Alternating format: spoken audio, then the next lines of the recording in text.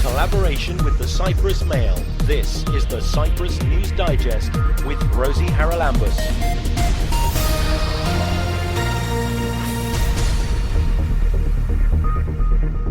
Coming up on this week's programme, we talk to the director of the EU Environment Department about their report for 2025. The key message of our 5-year report is really that nature is not a luxury, it is really underpinning everything that we are striving as a continent, as an economy, as societies. Good health, well-being, prosperity. Local NGO Terra Cypria sounds the alarm bell about pollution at the Akrotiri salt lake.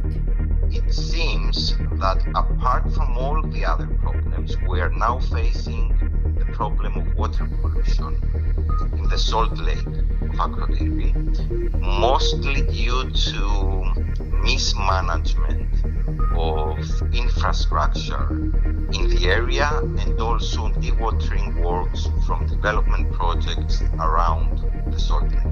And we talk about the recent earthquakes and what causes them. The main cause of the seismicity in Cyprus has to do with the collision of the African plate with Cyprus, which is a part of the Eurasian plate. To the east we have the Arabian plate, which we are affected by this motion of the plates. The Cyprus Environment Department held an event last week at which they welcomed the director of the European Environment Agency, who was in Cyprus to present the report for 2025 on Europe's environment. After all the presentations were over, I caught up with Lina Ila Mononen and asked her about the situation in Europe, bearing in mind the pushbacks that we're seeing from farmers and from businesses about the targets that were set for the European Green Deal. Europe is living very difficult times. Geopolitically, we have a war in Europe. There's of course consequent energy crisis and hence also economic constraints. So we now see really indeed a pushback from the green transition, Green Deal goals. On the other hand, European Commission President and the European Commission is very committed. They repeat, we stay the course and are really serious about achieving the goals set in the European Green Deal, despite these geopolitical and other challenges that we have. But of course, we see also that maybe there are sectors where those actors do not feel that they have been sufficiently heard. And I understand this is also what the commissioners want to now do, is to have more dialogue also with the different sectors, like farmers. And this is, of course, part of the democratic system as well. So we understand that there's policies are sometimes rejected or pushed back, but just from the scientific and knowledge point of view, of course, we clearly see that Europe cannot afford backsliding on its environment and climate goals or its overall sustainability trajectory. We have global warming. Europe is the fastest warming continent. We see already the loss of lives and livelihoods, the huge economic losses, if we do not act in Europe, but also globally, to mitigate and adapt to the changing climate. It does seem to me that a lot of people still haven't made the connection that I know the European Environment Agency tries to put across about the significance of not just our climate, but our world, our nature, our biodiversity, not just on whether an animal goes extinct, but on the air we breathe, how healthy we are, how likely we are to die younger than we might expect. There's so many issues involved here that your agency, I think, brings together. Tell me a little bit about that and how you get that message across. This is indeed our key role, to be able to tell people, including the policymakers, decision makers in Europe and in the countries, what our data tells about the state of environment, climate and sustainability transitions. And yes, the key message of our 5-year report is really that nature is not a luxury. It is really underpinning everything that we are striving as a continent, as an economy, as societies. Good health, well-being, prosperity. Almost 1/3 of the businesses in Europe are actually dependent on at least one of the ecosystem services, be it water or pollination, etc. And of course, stable climate is also a fundament for our security, our resilience as a society. So we try to now also in our just recently published report to put the environmental and climate facts into the context of the political narrative, which is very much today about the competitiveness, security, prosperity, and how indeed nature is underpinning all these things that we want to achieve. So there is no security, prosperity, resilience without us really taking good care of our ecosystems, our climate, waters, and indeed, as human beings, as biological creatures, we also need really clean air to breathe, clean water to drink, clean food to How thrive. easy is it to get that message across? There's so much counter-messaging going on, fake news and climate deniers. It's very difficult, isn't it? Can you get past all of that? It is indeed more difficult, not only for us, but all environmental authorities or environmental researchers and scientists to be taken into account, taken seriously, or even passing the messages. The media environment, especially now with the social media and the totally really manipulated AI and fake news, very difficult to pass and get the real data in and being taken into account. Of course, we don't have major means in, for example, debunking fake news, which is very typical on climate and environmental issues. But we need to also see how we can reach out new audiences, especially young people who do not anymore read newspapers or watch TV. And this is really, I think, a common challenge for all European actors working in the field of environment and climate. Very quickly, finally, forest fires, floods, deluges, disasters on the weather front. Is that helping people realise that things have changed, are changing, will change some more, and making them look again at the climate data? Or do they just think, why don't they do more about it? I would say that it always helps to bring the topics of climate or environment at the top of the news. And for a moment, it helps to grasp the attention. But indeed, depending on the situation of the country, either it turns very quickly to a political blame game, it doesn't much help, or if we are lucky, it may really lead to really fundamental discussions. What should be done so that this wouldn't happen again? And of course, at the European level, all this is now part of the discussion on the adaptation strategy, how we can build resilience at the European level, what is the role of the EU versus the national authorities and local and regional authorities. So I would say that it always helps, catastrophes help to communicate on these issues, but unfortunately it goes down, the attention goes down very, very quickly also. If you are lucky, it may take a year or 2 years after the major flood or incident, but then again the attention is easily drifting to other topics that are of more interest. Are you optimistic about the future? In my work, I have to be, and I am. By nature, I am. I have been working in the environment and the climate issues now for almost 40 years, and I wouldn't do this job if I wouldn't be able to keep optimism, keep hope. And it's also the message of our 5-year report. There are reasons for hope. There are marks, signs that we are able to make really a transformative change, energy system, or indeed reducing air pollution in big parts of Europe. So yes, there is hope. Leena-Ila Mononen, the director of the European Environment Agency, talking to me in Nicosia last week, where she was presenting the European Environment Report for 2025. This is the Cyprus News Digest with Rosie Haralambous. And staying on the environmental front, more bad news for us here in Cyprus. Terra Cypria has warned of serious threats to the Akrotiri wetland. We're joined by Klitos Papastylianou to explain what's going on. Klitos, we've spoken about this over the last, 5-6 years. It seems nothing's been done, and it seems that things are actually getting worse. What's happening? True, we have spoken about the conservation status of Akrotiri Peninsula 5-6 years ago due to the construction of large-scale developments adjacent to the wetlands of the area. We should also mention that Akrotiri wetlands is actually the most important wetland found in Cyprus, a Ramsar site, meaning a wetland of international importance, not only important for Cyprus, and a protected area, both a special area of conservation for habitats, flora and fauna, and special protection area for birds.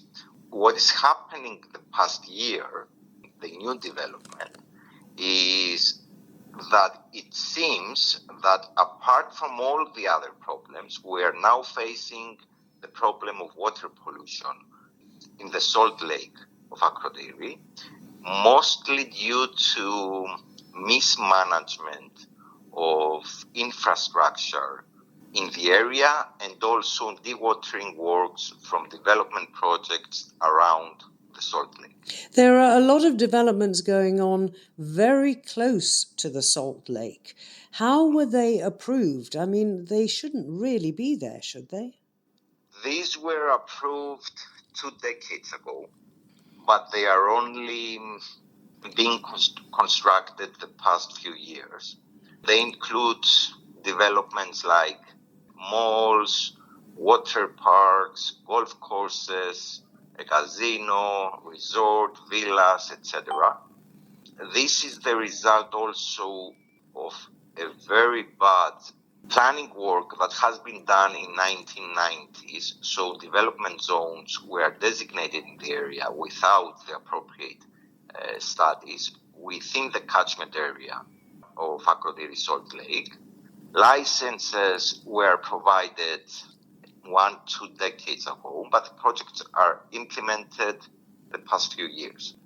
It seems that even dewatering works, meaning excavations for the buildings or excavation works for public infrastructure like road network and wastewater treatment, etc., are creating this problem of having water coming out and there is no infrastructure of managing this water. So this water ends in the wetlands, in the salt lake, and leads to the water pollution problem. Well, I was really shocked to see that there is apparently a stench in the area which suggests that raw sewage is making its way into the salt lake, and of course that is making a growth of algae much more likely, and that will kill anything that's in the water. Where is that sewage coming from? The area does not have public infrastructure, including wastewater treatment plants and infrastructure. So that reflects the problem of designating development zones without even the appropriate infrastructure for supporting them. And the problem, as much as development goes on in the area, the problem is now more visible. There are plenty of things to be done, but most importantly, it seems that there is also illegal dumping taking place in the area. So number one thing to be done right now is law enforcement. The competent authorities should monitor the area. This shouldn't be done by an environmental NGO, Terra Cypria, or anybody else. This should be done by the competent authorities themselves. And secondly, enforcement. There have been some public statements by the environmental authority the past 24 hours about new high fines imposed, but even fines of 20,000 euros per project, per illegality, maybe it's not so deterrent if we are talking about so large-scale developments. And also, it did occur to me when I read about those new fines, an awful lot of the dumping goes on at night, doesn't it? I mean, it's done where nobody can see it. So it doesn't really matter, because if you can't catch the people, you're not going to get the fines anyway.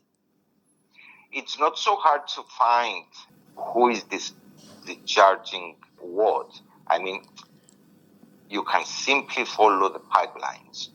This is what we are doing and filing the complaints. I mean, it's not so hard in the field to do it, and especially for an environmental inspector, auditor in the area. Sorry to interrupt, Klitos, because we're very short of time. You're talking then about the pipes carrying sewage or whatever. I was talking about the people who go around the countryside dumping rubbish that they don't want at home, bedsteads and Lord knows what else, and of course some builders who dump the building rubble. That's another major problem in Cyprus, but that's not the case about Akrotiri. The main problem in Akrotiri is that we have illegal dumping of underground water or urban waste through the pipelines of the district authority. So someone puts a pipeline from the construction site to a sewage pipeline, and then the water goes to the salt lake. That's not something too hard to manage and handle. But you also need the will to implement, to enforce the existing legislation. And another problem is the administrative fragmentation of the area. Let's not forget that on the one side, you may be within the territory controlled by the Republic of Cyprus. On the other side, you are in the SBA's area.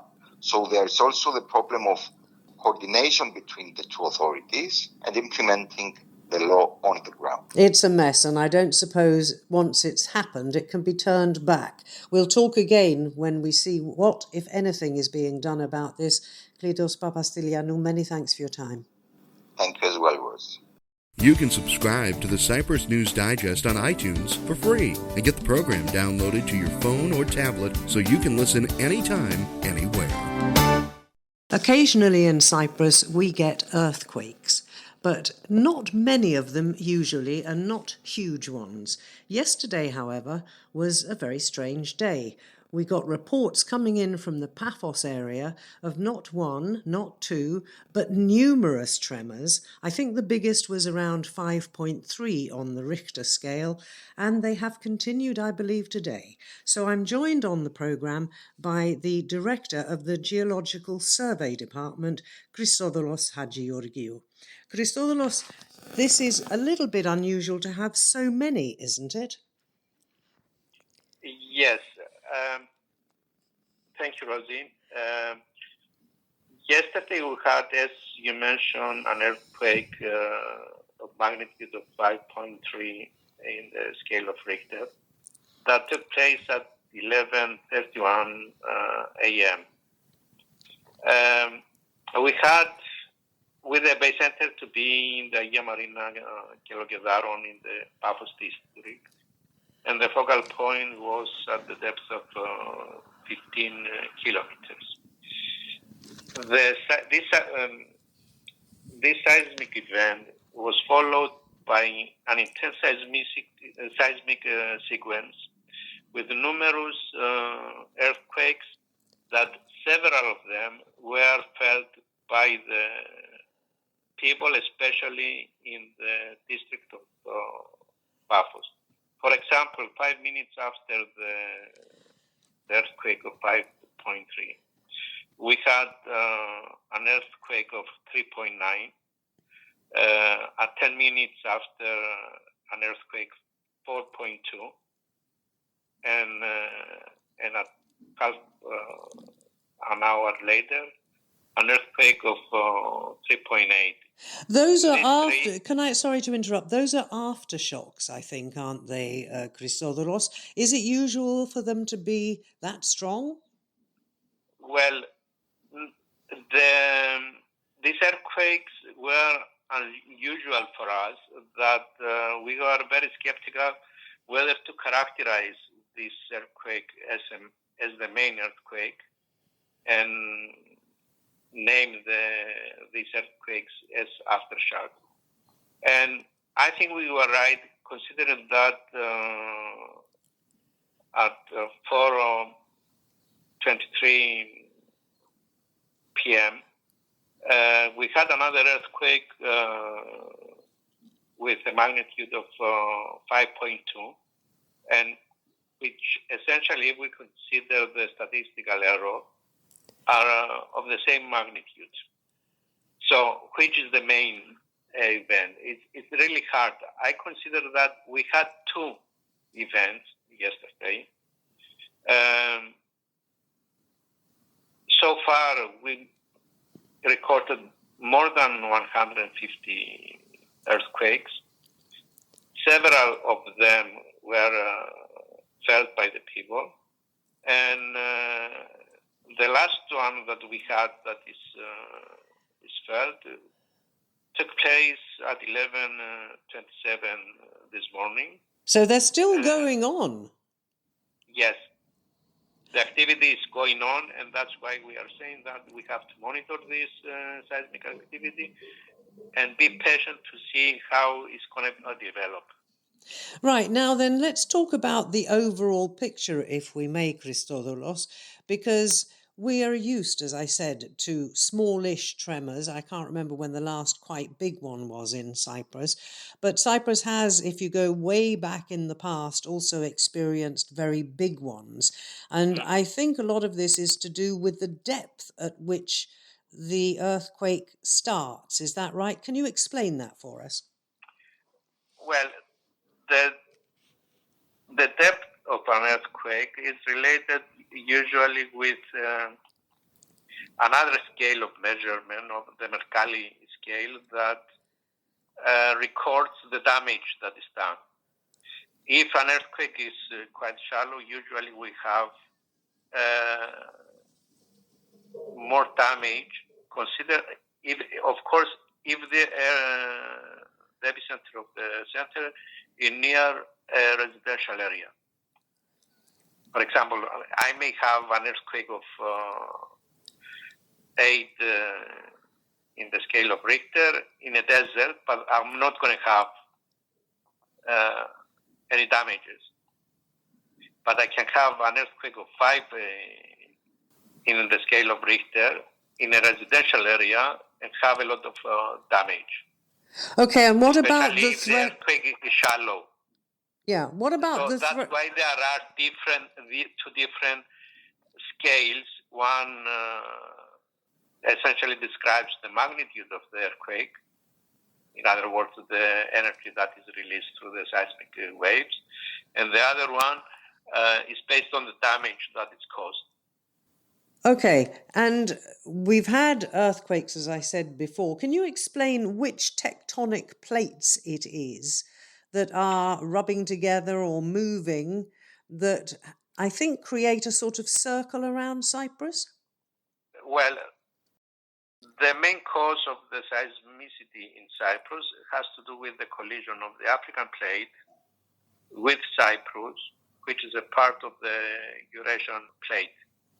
To the east, we have the Arabian plate, which we are affected by this motion of the plates. And I shall be honest that looking at the activity in the plate boundaries, we have an increased activity worldwide. If you still see, there are several big earthquakes around the world. And most of them are located on plate boundaries. And what about the threat, if it is a bigger one and possibly under the sea, of tsunamis? There is a possibility, as you mentioned me before, Rosie, we had historic destructive earthquakes, which I'll expect in the future also big destructive earthquakes. There are several conditions to have a tsunami. You have to have an earthquake in the sea, near the bottom of the sea. So the earthquake can have a destruction on the sea floor. So there is a movement of water. It's one of the causes, or the main causes of tsunami. Of course, due to an earthquake, we may have a marine landslide of sediment. These landslides can cause tsunami. If we have a submarine volcanic eruption, it's going to cause a tsunami. Of course, there are other reasons that the crash of an airplane in the sea, meteorite, can cause tsunami. It's the displacement of huge. Causes It's the displacement of huge amounts of water, isn't it? of Basically, water, because it's not compressible. That's the reason. okay. And how Compared to the air. easy is it? I presume it's not, but I think people are working on it to foretell when you expect another big one. Fortunately, nobody was hurt, I think, in Cyprus, and our buildings for the last, 30, 40 years have been constructed with earthquake protection in mind. But if a really big one happens, do we get any forewarning, any signs? Well, what I will say is that no, we don't have the technology to forecast the exact time and magnitude of an earthquake. Of course, for example, United States, Japan, some other have invested a lot of money to have early warning systems. And the question is, these are applicable to Cyprus?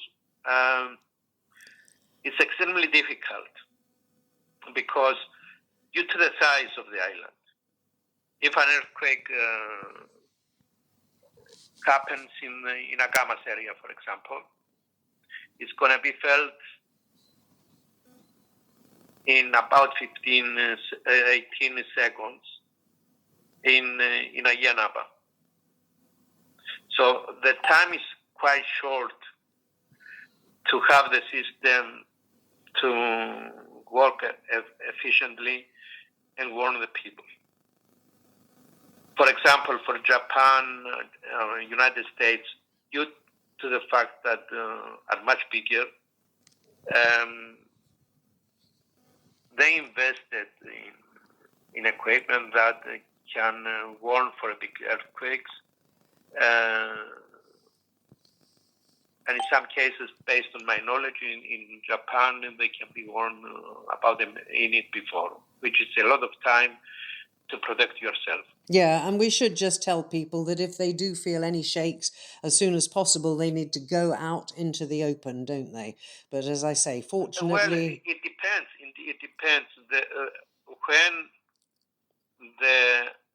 If we had an efficient, and as I said, due to the size of Cyprus, it's not easy to have an efficient early warning system.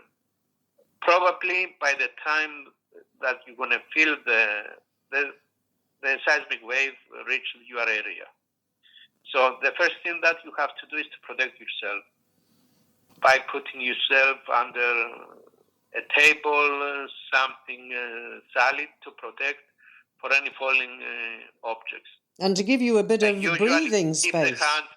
Keep the hands over the head to protect the head and all that stuff.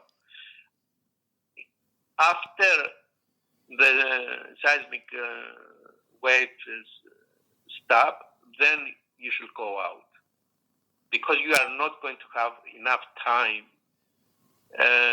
to get out of the building. Especially if you're up on a top floor. Okay, well, I Yeah. hope people are now well aware of what's been going on. Let's hope it's a very quiet night and there are no more surprises in store. But I know it's kept you people at the Geological Survey Department very busy, Christodoulos. Many thanks for taking time to join us on the programme. Thank you. You are welcome. Thank you very much.